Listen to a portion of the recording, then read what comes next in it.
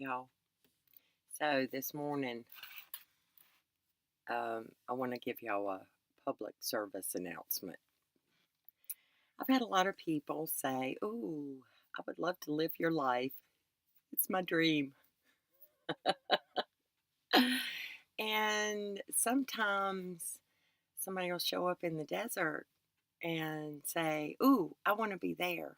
And yes, it's an awesome place.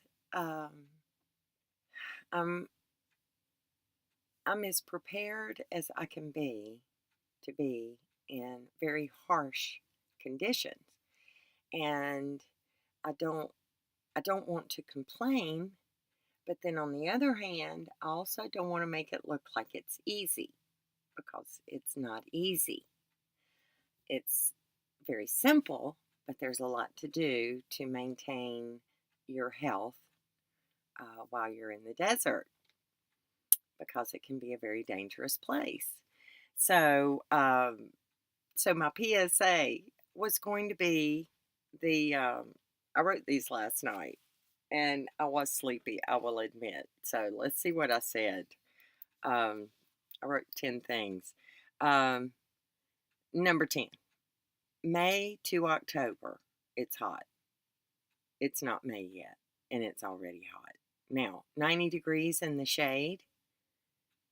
I'm talking about the shade under the trailer, probably the coolest place. It's 90 degrees, which means it's hotter inside where, as you can see, the sun's hitting over there.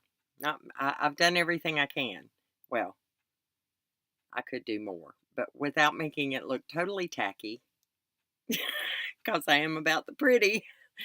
Um, I could block more sun, but it also blocks more sky and my view, and that's the only place I have a view. So I've got about well, it's about 7:30 now, so I've got about another hour before the shade cloth starts kicks in. As the summer really comes in, it could be triple digits here, which brings me to number 9. Yes, it is a dry heat, but I would like to point out that so is your oven.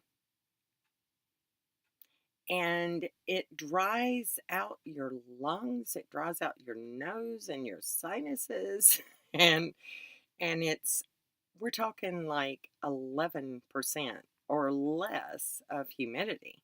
That's why over here, my swamp cooler. That's why it cools is because it's called evaporative cooling. Now, without having solar panels and energy and batteries, that would have not been a possibility. Um, and I would like to express gratitude for all of my family that have helped provide for me. Um, Thank you. Thank you. Because I would have been 100 times more miserable here if I had not been blessed so amazingly by my friends that I have made on YouTube. So thank you. Um, Number 8, we're kind of made of water.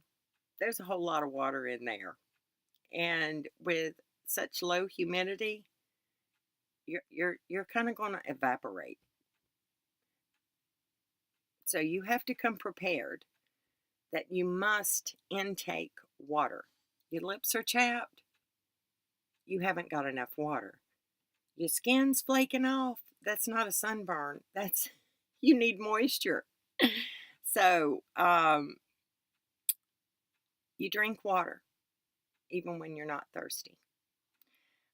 Number 7 isn't just about, I'm going to say a lot about water because you always have to have water. You have backup water. You drink as much water as, well, most people don't drink enough water. Um, this is my water. And 3 of these in a normal day will keep me from dehydration. But this is not normal weather. So it's going to require probably 5, maybe 6 of these. None of those happen until after coffee. Well, I drink a little bit, but, and yes, I know coffee is diuretic, but it is also I gotta wake up.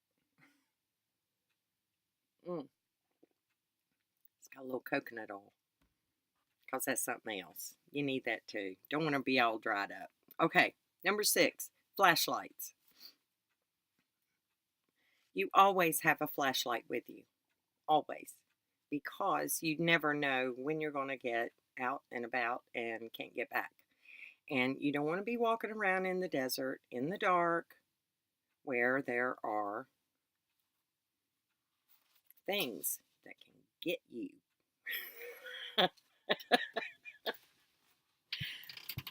There's no lights out here unless you put them here, except for the star and the stars and the moon. Now that can be pretty bright, especially in the desert. It's pretty awesome, actually.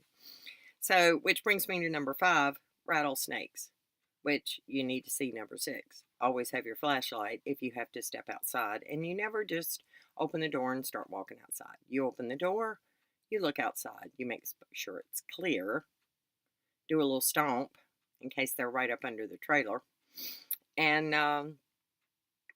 they're looking for 2 things. They're looking for shade, and they're looking for food. So, I got lots of shade. And their food, I'm hoping, are the other little rodent animals and not my supplies. So you are always on the alert. You look where you're walking. Don't get distracted. Look at the pretty view over there while you're walking ahead. You might step on a snake. And wear good shoes. Don't be coming down in the desert with some little flip-flop things. You have to protect your feet. There are all kinds of hazards, and it is imperative that you wear good shoes. Rocks, thorns, scorpions. You don't want to step on those things. So wear good shoes. Oh, and if you go in the bathroom, if you go over to the White House, check the floor before you go in. Make sure there's no snakes in there, and always make sure that the door is closed very tight. Okay, number 4. The heat is real. Being in the sun can quickly burn you. Burn. Like you put your hand on the oven door. So you wear a hat with a brim. And preferably sunglasses, not reading glasses. To protect yourself. Okay? Number 3, water. Drink more water. Make sure you have extra water. You don't want to run out of water in the desert. Number 2, the road is hot. The road will get hotter during the day, so you want to, number 1, make sure you got good tires, because you don't want to be blowing out on the hot surface. Number 2, do all you're going to do and be back home for siesta time. I don't know what anybody else counts it, but for me, it's about 12 until 6. It's hot. It's just hot. It's hard to breathe. It's hard to move. It's hard to think sometimes. I keep my little thing blowing on me, which of course puts me to sleep.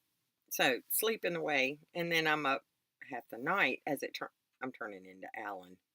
Look, I'm getting on Alan's schedule. That's why I look this way. I'm still sleepy from last night. Okay. And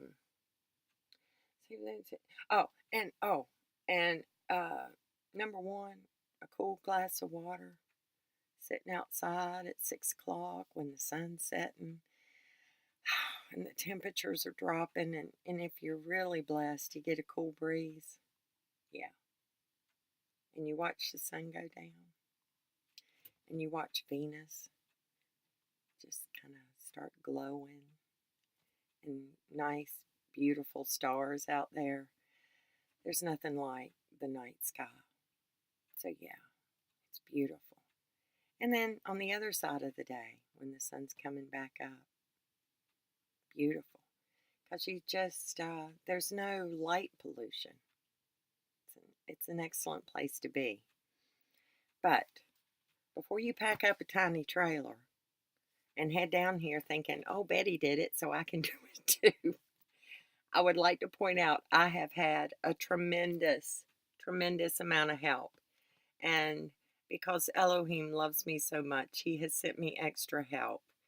I'm a little I'm a little teary because my friend that I used to say, I look right over there, and he was there. I only went over there 4 or 5 times, maybe six, talked to him. Very sweet, gentle, funny guy. And it was nice having him there. And I knew that when he left I was going to feel really alone, and it's kind of weird that it bye Ron. Safe travels, buddy. I hope he's back in the winter. I hope I'm still here. So if y'all want to come visit, I want y'all to come visit, but come prepared. Come prepared for harsh, harsh weather conditions. And I kind of, and see, I knew it was going to be hard, and I'm okay with that. I'm okay with that. But you got to be careful. And I am cycling into a summer routine that I'm not real happy with, but because I'm kind of a do things in the day kind of person. So I pretty much have from 6 p.m. until probably about 7:30, because we're not on daylight saving. So it starts getting dark around 7:30, 8 o'clock. I'm ready to go to bed, except for I don't, because I was asleep off and on between 12 and 6. But eventually I go to sleep and I wake up, and then I've got those early morning hours. And I love those too. So me and Buddy, and I took a bunch of video of Buddy just running around. So, oh, and this has got long.